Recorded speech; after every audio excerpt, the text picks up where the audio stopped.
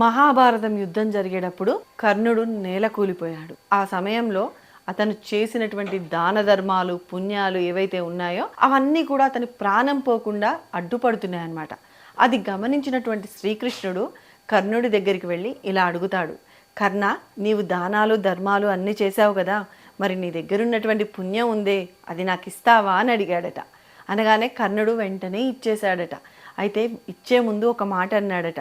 ఏమని అంటే, నీకేం కావాలో కోరుకో అని కృష్ణుడు అడిగాడు. ఆయన కూడా చెప్పాడట. ఏంటి అంటే, వచ్చే జన్మంటూ ఉండకూడదు, ఒకవేళ ఉన్నా ఇతరులకి సహాయం చేసే గుణము, ఎవరైనా ఏదైనా అడిగితే లేదు కాదు అనకుండా ఇచ్చే హృదయాన్ని నాకు ఇవ్వు అని అన్నాడట.